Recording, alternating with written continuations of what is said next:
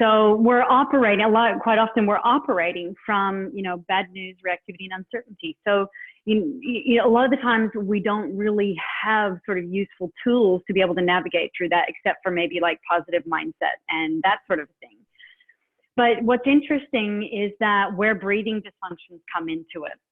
So say, for instance, okay, so how do I know I have a breathing dysfunction, and what does that have to do with my reactivity? Well, when you're not breathing really well, some of the symptoms are reactivity, depression, anxiety, and even sort of like physical symptoms where you start noticing irritable bowel syndromes and these sorts of things start coming out from having a poor breathing dysfunction.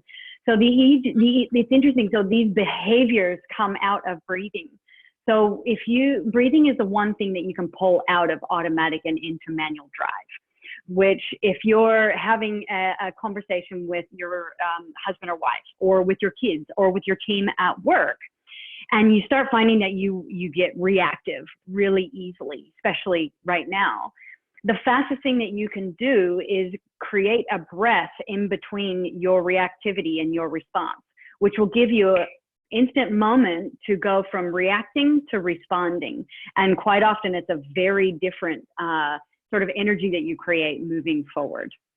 So you're saying that breath it's more than just a pause to gather your thoughts, but there's something else that happens? Is there a physiological kind of thing that happens when we take that breath?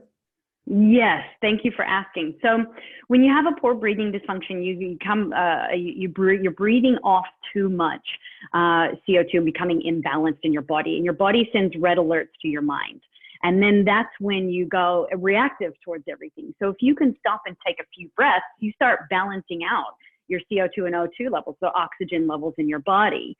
So when you can balance that out, you make very different decisions. So imagine having a conversation with somebody with red alerts going off inside your mind and your body, or being able to use your breath to calm the body and calm the mind, and then have a conversation with someone from that point of view. So yes, there's things that you can do in the moment to balance out the chemistry in the body. But what we've created is we've actually created a free online thing where we suggest bookend your day.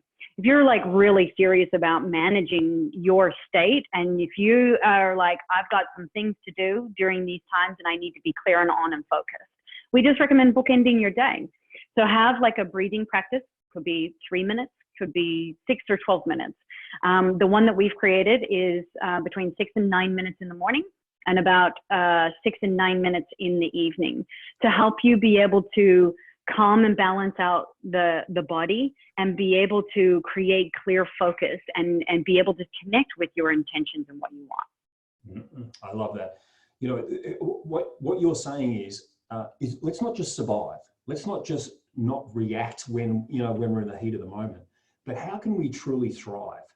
That is, prepare our day and move into the day stronger and more stable than otherwise, if we kind of just wake up and the random thoughts and all that kind of chemical reaction is going on. So how does it work? I mean, how does breath and doing a 3 or 6 or a 12-minute kind of breath session, how does it work? Yeah, so if you have a think about it, like our breathing is directly connected to our central nervous system.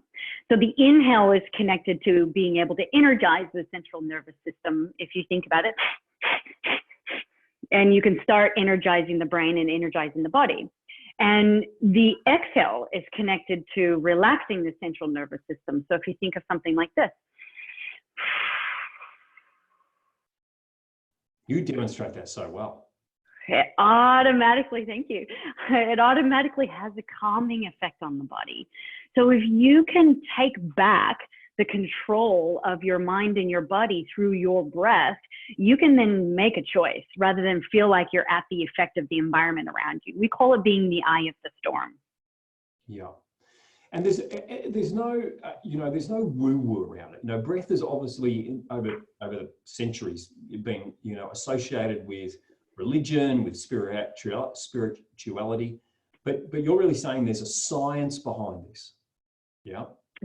Yes, and that's what's refreshing for us, is because it is altering the chemistry in your body, and your breath is directly connected to your central nervous system.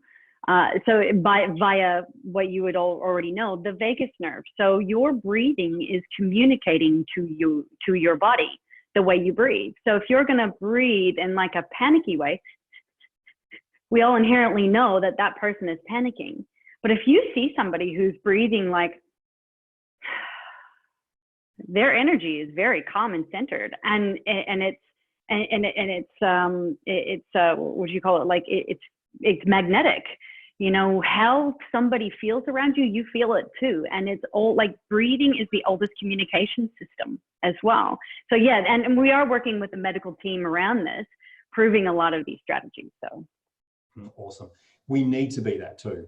You know, right now we need more leaders. We need more people to kind of step up and say, hey, you know, I'm a safe place. You know, I'm certain around what's going on. I'm grounded. You know, I think we need way more of that. And obviously breath brings that. So for our listeners, I want to kind of bring this to a wrap up and then maybe some homework. For our listeners and viewers, because they do more than listen, they're viewing live. What would you recommend for them as a starting point? To if they haven't done any breath work before, you know, and I know every time I get into conversation, someone, in fact, it was just on the weekend, someone said, have you heard about that guy, that breathing guy, that Wim something, that Wim Hof, right? So there'll be some people that are watching this that have heard of Wim Hof and think that the whole breathing thing is the Wim Hof breathing thing, and you've got to jump in an ice bath afterwards. And yeah, that's got some cool stuff, you know, associated with it. But where do people start if they want to start simple and they want to be practical? And there'll be some people watching this that are very, you know, in their head and their logic around things, and they say, I don't want any of the woo-woo. They just want, give me the basic steps that I need. What would you say?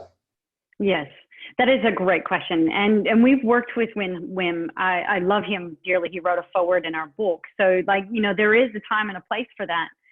But when people are busy and in a time of crisis, self-care is the first thing to go out the window, but it's the most important thing that's going to help keep them on track and moving in the direction in which they want to move rather than what the environment determines. So we just start with take 5.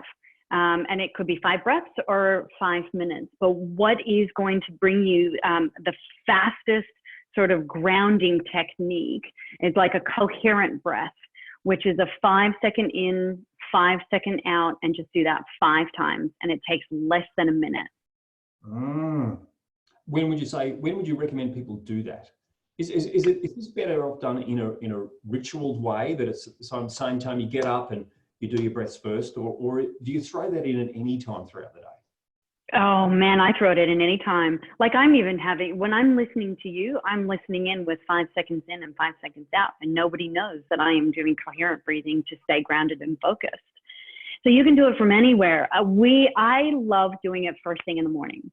Even when my alarm wakes up, it's like I take my 5 breaths or 5 seconds in, 5 seconds out, 5 times, and it's like it wakes up the body even before I get out of bed.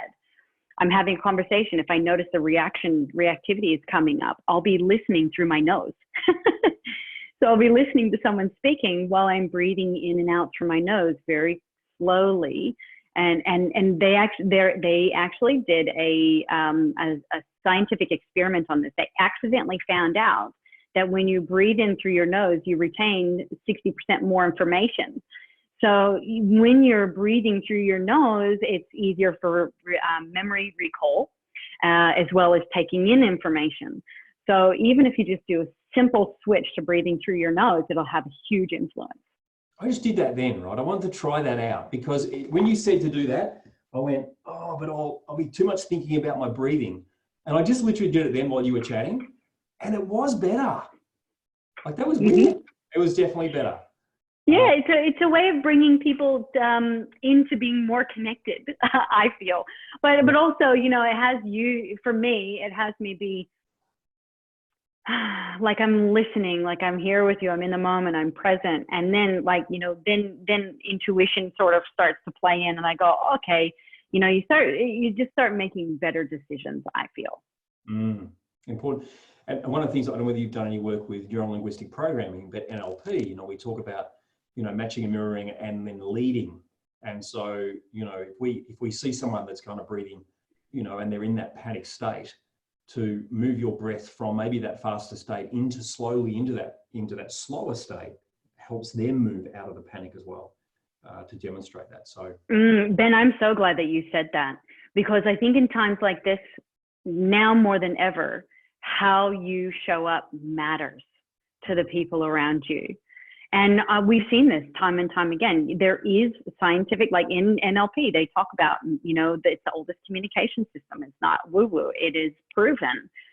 So when somebody, we have had so many people around us that are in an anxious state, feeling the anxiety or feeling the depression. And if we don't buy into that and match that breath, but we hold our own space and do just the 5 in, 5 out through the nose, it changes everything. It's like you get to hold space, especially for your children.